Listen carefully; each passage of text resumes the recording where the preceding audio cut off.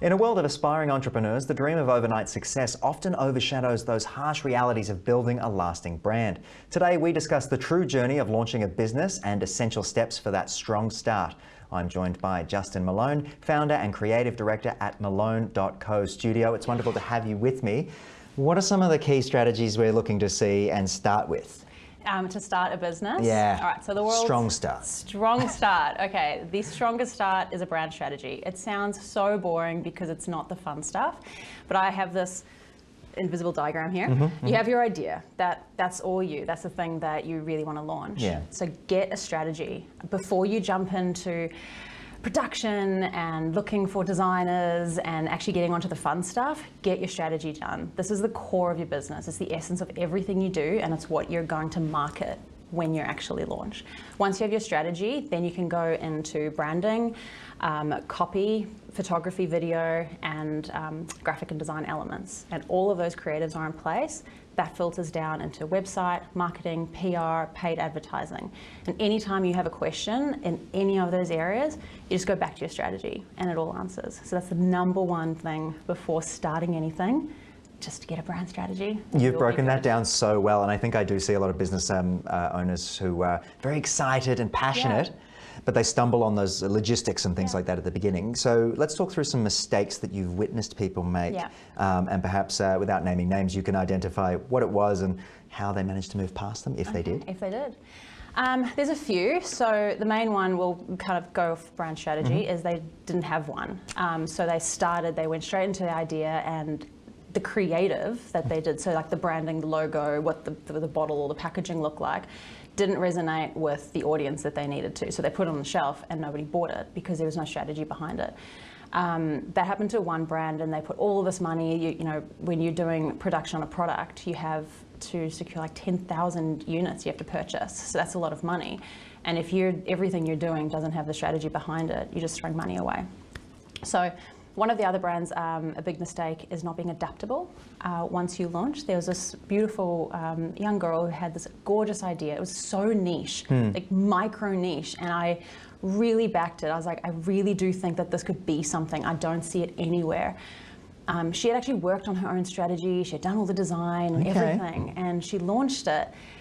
And nothing really happened, but then she started to get this other audience that wasn't the audience she had planned, but she didn't want that audience. Oh, I see. Yeah, but sometimes you have to adapt and go, oh, all right, this is a brand new niche idea. Maybe we need the brand to be able to carve its own way. So being adaptable to change within your brand, it doesn't mean you're going away from your strategy, but you're just feeling out your brand, because in the first 6 months of launching your business, you're going to learn more about it than in 2 years. It's kind of like the first 6 months in being out of uni. Yeah, 100%. So I'm curious that with all of that in mind, what are some of the common traits, I suppose, you see in successful entrepreneurs, or these people who are actually able to adapt, or understand where they're headed with those strategies? Well, the successful clients we've worked with at the moment, the number one trait is passion. And I know we hear about that, it almost has no meaning to it anymore. But if you're willing to get out of bed and work on your business and make no money month after month, like that's passion. And a lot of people give up after a couple of months and there's no traction.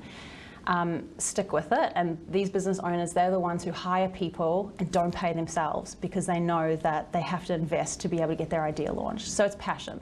Another one is they genuinely live and breathe their brand. I have beautiful clients that have beautiful brands and they're doing really well, but it's sort of like half their life. And then I have clients that are incredibly successful, their brands are booming, but they really do live and breathe it. And I'm not saying that that's the best thing for you physically or life balance. Emotionally, burnout-wise, etc. Like, let's face it. Yeah, but it is a commonality that I see. I mean, if you think of all the greats, and I always go back to Steve Jobs. Like, he was passionate, he lived and breathed it. Yeah, he burnt out, but that is a commonality I'm seeing.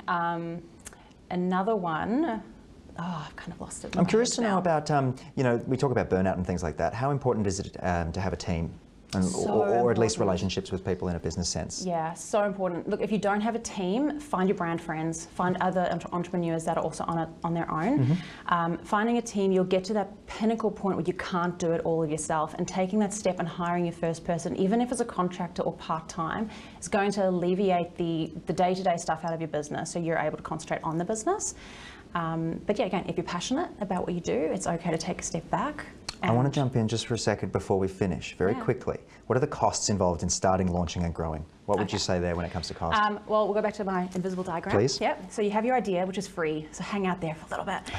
But as soon as you get into brand strategy, you're looking at anywhere between like $3,000 and $10,000 for a strategy. But if you find a designer that does strategy and branding together, get that person, because your cost is going to come down and your creative is going to connect to your brand strategy. Branding can cost anywhere between, like, yes, fine, you can go on freelancer.com for $90, or you can get like a freelance designer around $2,000, or big agencies might cost $10,000.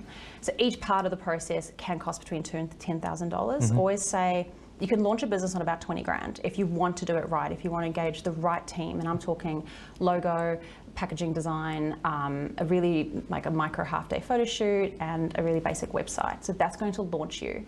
And after launch, however, make sure you've got some savings and some backing, because that's what you're going to spend your money on Google, paid advertising, marketing, PR, because once you launch, no one knows you. Very good advice from you, and very well summarised for the end of the program. I want to thank you for joining me in the studio, Justine. That's right. Thank you so much for having me on the show. No worries at all. All right, hopefully you've learned something from our discussion there. I look forward to seeing you all again very soon. Head to tickernews.co for more. And again, hopefully you've learned something from our invisible diagram. Look forward to seeing you again soon. Be well. You're watching Ticker. We'll have more in just a few minutes.